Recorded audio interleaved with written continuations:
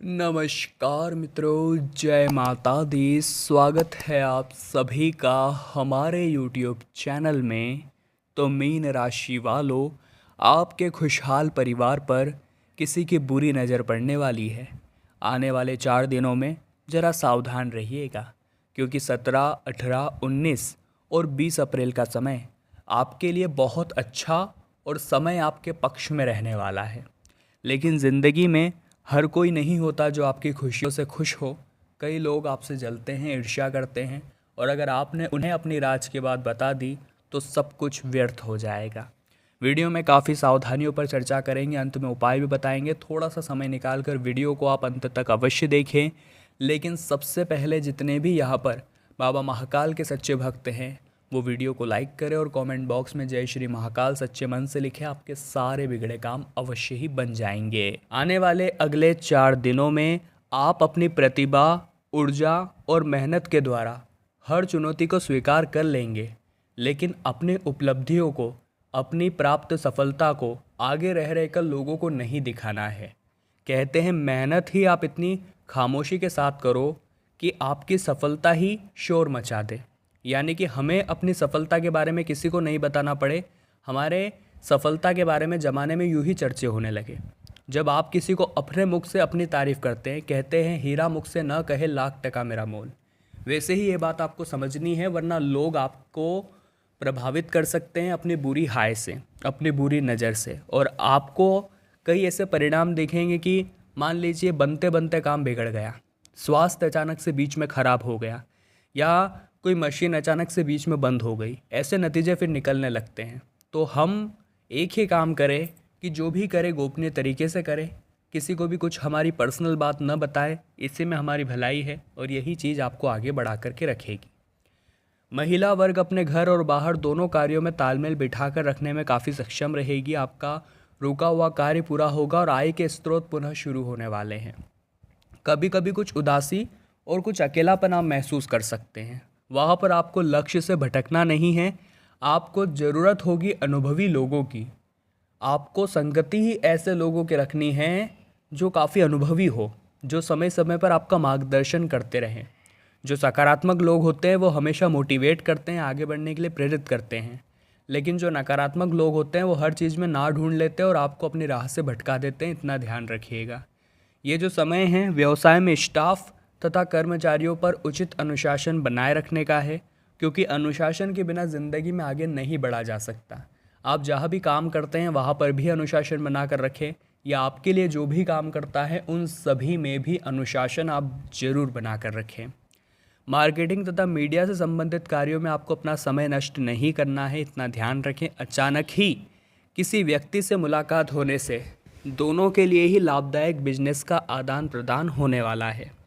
नौकरी में आप अपने मान सम्मान का ध्यान रखें और व्यस्तता के बावजूद अपने लिए तथा परिवार के लिए आप समय निकाल पाएंगे, ये बहुत बढ़िया बात है। पारिवारिक फैसले लेने में आपका विशेष सहयोग रहेगा और युवाओं को अपने कैरियर से संबंधित किए गए प्रयासों में कोई शुभ समाचार प्राप्त होगा। लंबे समय से चली आ रही किसी चिंता का भी निवारण होगा।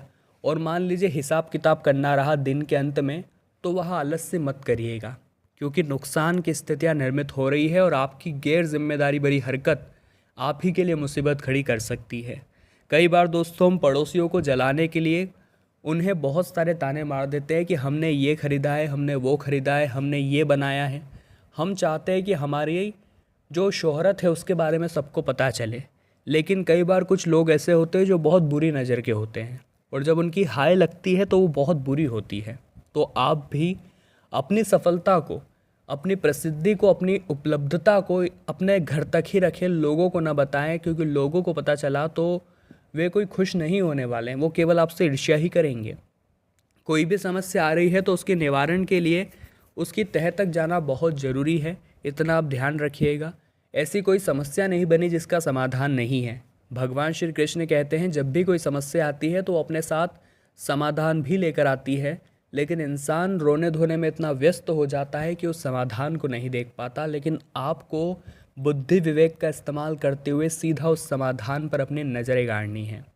आने वाले अगले 4 दिनों में क्या सावधानियां आपको बरतनी है, क्या उपाय आपको करने हैं, ये आगे वीडियो में हम बताने जा रहे हैं, तो कान लगाकर सुनिएगा। समय की जो गति है वो आपके पक्ष में है, यानी कि समय के साथ अगर आप कोई काम करेंगे तो उसमें आपको परिणाम बहुत अच्छे मिलेंगे, और समय के देरी से चलेंगे यानी समय पर अगर काम नहीं करेंगे तो परिणाम नहीं मिलेंगे, इतना ध्यान रखिएगा। एक बार एक इंसान ने समय से पूछा कि मैं लगातार हार क्यों जाता हूँ। तब समय ने जवाब देते हुए कहा कि चाहे धूप हो या छाँव हो, काली रात हो या बरसात हो, ज़िंदगी में कितने भी बुरे हालात हो, मैं हर वक्त चलता रहता हूँ, इसलिए मैं जीत जाता हूँ।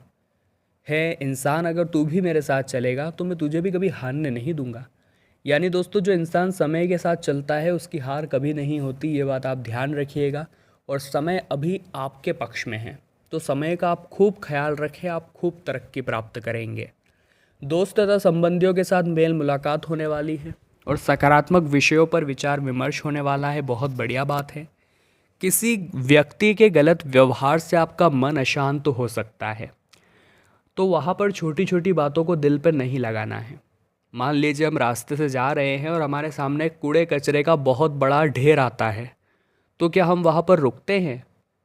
हम मुंह पर कपड़ा रखते हैं और आगे बढ़ जाते हैं। उसी प्रकार से दोस्तों, इसी तरह रास्ते में आपको कई ऐसे लोग मिलेंगे जो कूड़े कचरे के समान होंगे। अब वहाँ पर रुक करके उन्हें जवाब दे करके अपने समय को बर्बाद नहीं करना है।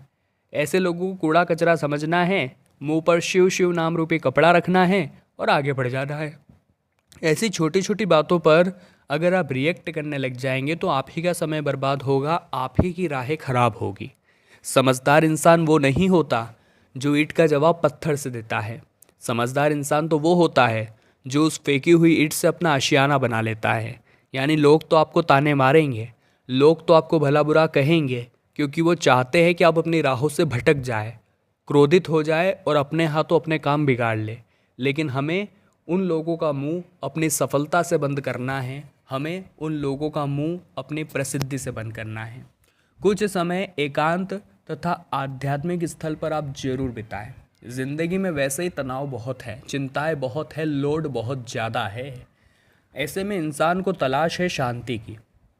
अगर आप अध्यात्म से जुड़ेंगे, अगर आप स्पिरिचुअलिटी से जुड़ेंगे, अगर आप कुछ देर मंदिर में बिताना शुरू करेंगे तो आपको महसूस होगा कि घर वाले हमेशा से मंदिर जाने की हमें सलाह क्यों देते थे, क्योंकि असली शांति वहीं पर मौजूद है जिससे आप दूर भाग रहे हैं, और वही शांति आपके काम बनाने भी वाली है। दूर दराज क्षेत्र में कोई महत्वपूर्ण संपर्क स्थापित होंगे, अच्छे ऑर्डर भी मिल जाएंगे, बहुत बढ़िया बात है। ऑफिस में आपका माहौल काफ़ी शांतिपूर्ण रहेगा, साथ ही समय की गति आपके पक्ष में है। अपने महत्वपूर्ण कार्यों की रूपरेखा बना ले, क्योंकि जल्द ही आपके लिए कुछ खास परिस्थितियाँ बनने वाली हैं। दोस्तों तथा संबंधियों के साथ मेल मुलाकात होने वाली है।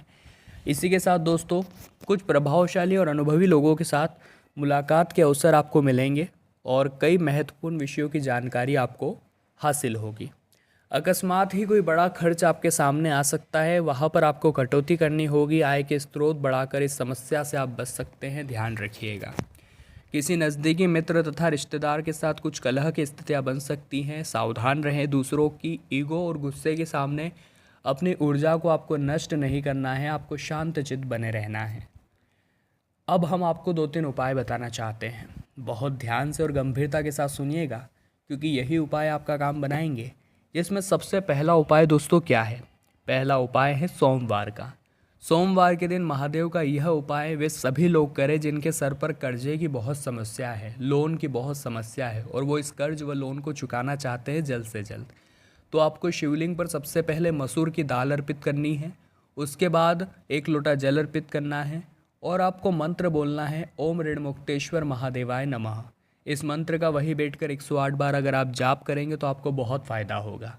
शाम के समय 5 बजे आपको मछलियों को आटे की गोलियां खिलानी है, और मछलियों को आटे की गोलियां खिलाते समय मन ही मन ओम नमः शिवाय का जाप करना है। धन संबंधित समस्याओं में इस उपाय को करने से आपको बहुत लाभ मिलेगा।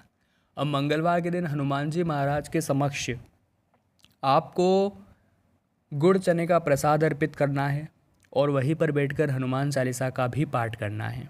हो सके तो एक सरसों के तेल का दीपक जला देंगे तो सोने पे सुहागा हो जाएगा। तो मीन राशि वालों, आज की वीडियो में अगले 4 दिनों पर चर्चा की थी कि कौन आपको बुरी नज़र लगाने वाला है। वीडियो में बताई गई बातें अगर आपको पसंद आई हो तो लाइक करने में भी आप देर न लगाएं। कमेंट बॉक्स में जय माता दी सच्चे मन से लिखें। हमारे चैनल को सब्सक्राइब करें, बेल आइकन को प्रेस करें। बहुत बहुत धन्यवाद।